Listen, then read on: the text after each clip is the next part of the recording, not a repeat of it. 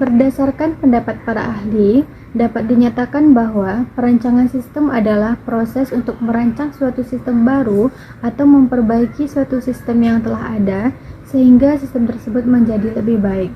Dan ada beberapa tujuan dari perancangan sistem, yaitu pertama, melakukan evaluasi serta merumuskan pelayanan sistem yang baru secara rinci dari masing-masing bentuk informasi yang akan dihasilkan.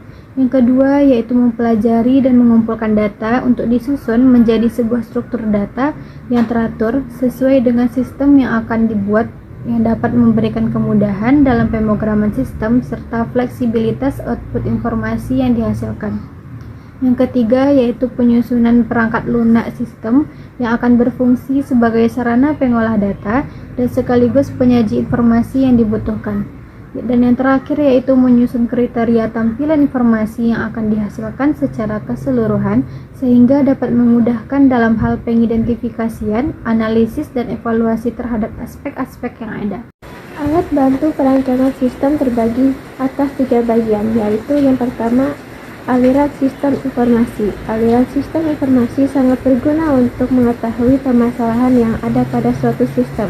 Dari sini dapat diketahui apakah sistem informasi tersebut masih layak dipakai atau tidak, masih manual atau komputerisasi. Jika sistem informasinya tidak layak lagi, maka perlu adanya perubahan dalam pengolahan datanya, sehingga menghasilkan informasi yang cepat dan akurat serta keputusan yang lebih baik. Berikut simbol-simbol dari sistem aliran informasi. Yang pertama, proses manual. Digunakan untuk menggambarkan kegiatan manual atau pekerjaan yang dilakukan tanpa menggunakan komputer. Yang kedua, ada proses komputer. Proses yang menggunakan komputer di mana pengolahan data dilakukan secara online. Yang ketiga, ada dokumen, merupakan formulir yang digunakan untuk merekam data yang menunjukkan input dan output baik secara proses manual maupun komputer. Yang keempat, garis alir, menunjukkan aliran atau arah dalam proses pengolahan data. Yang kelima, arsip, untuk menggambarkan penyimpanan data baik dalam bentuk arsip atau file komputer, dapat ditulis F atau A. Selanjutnya yaitu konteks diagram. Konteks diagram adalah gambaran umum tentang suatu sistem yang terdapat di dalam suatu organisasi yang memperlihatkan batasan atau boundary sistem. Adanya interaksi antara eksternal entity dengan suatu sistem dan informasi secara umum mengalir di antara entity dan sistem. Konteks diagram merupakan alat bantu yang digunakan dalam menganalisa sistem yang akan dikembangkan. Simbol-simbol yang digunakan dalam konteks diagram yaitu simbol yang pertama, kesatuan luar atau external entity.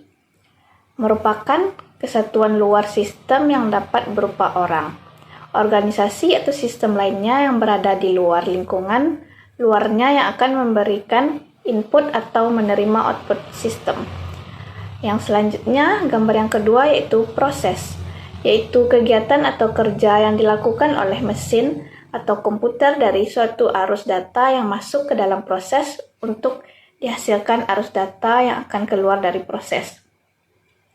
Selanjutnya, yaitu arus data atau data flow, yaitu arus data mengalir di antara proses, simpanan data, dan kesatuan. Arus data ini menunjukkan arus data dari yang masuk ke dalam proses sistem. Selanjutnya, yaitu DFD atau Data Flow Diagram. DFD merupakan gambaran sistem secara logika yang tidak tergantung pada perangkat keras, lunak, struktur data, dan organisasi file. Keuntungan dari DFD adalah untuk memudahkan pemakai yang kurang menguasai bidang komputer untuk mengerti sistem yang akan dikerjakan atau dikembangkan. Berikut simbol-simbol dari Data Flow Diagram atau DFD yaitu yang pertama, kesatuan luar atau external entity, merupakan sumber atau tujuan data, dapat berupa bagian atau orang yang berada di luar sistem tapi berhubungan dengan sistem tersebut. Selanjutnya yaitu gambar yang kedua, proses. Simbol ini digunakan untuk melakukan proses pengolahan data yang merupakan menunjukkan suatu kegiatan yang mengubah aliran data yang masuk menjadi keluaran. Selanjutnya yaitu penyimpanan data atau data store, merupakan tempat penyimpanan dokumen-dokumen atau file-file yang dibutuhkan. Selanjutnya, yaitu aliran data, menunjukkan arus data dalam proses. Aliran sistem informasi lama adalah bagan atau diagram yang menggambarkan proses kerja manual sebelum adanya komputerisasi, yang biasanya melibatkan formulir fisik, entry data secara manual, dan penyimpanan dokumen secara fisik. Sistem ini bertujuan untuk memetakan alur kerja yang ada, mengidentifikasi masalah dan kelemahan, serta menjadi dasar perancangan sistem informasi baru yang lebih efisien, seperti sistem yang menggunakan basis data komputer.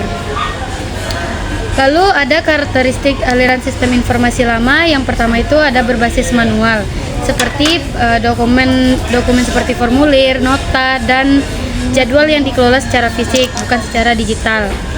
Lalu yang kedua ada proses manual. Proses manual itu data dimasukkan, diolah, dan diarsipkan secara manual, misalnya dengan mencatat di buku atau di lembar kertas. Lalu yang ketiga ada contoh spesifik. Contoh spesifik itu seperti proses pengolahan data pasien rawat inap atau entry data siswa, proses pemesanan barang yang dimulai dari formulir permintaan dan nota. Lalu yang keempat ada menggunakan alat fisik seperti penggunaan formulir yang sudah diisi, jadwal yang dicetak, atau dokumen fisik lainnya untuk menyimpan dan melaporkan informasi. Lalu ada tujuan pemetaan aliran sistem informasi lama. Yang pertama itu memahami alur kerja, seperti mengetahui secara detail bagaimana suatu proses bisnis berjalan dari awal sampai akhir. Yang kedua ada mengidentifikasi masalah, seperti menemukan kelemahan atau hambatan dalam sistem yang ada, seperti inefisiensi atau potensi kesalahan. Yang ketiga ada dasar perancangan sistem baru, yaitu menjadi panduan untuk merancang sistem informasi yang baru yang terkomputerisasi dan dapat mengatasi masalah sistem lama.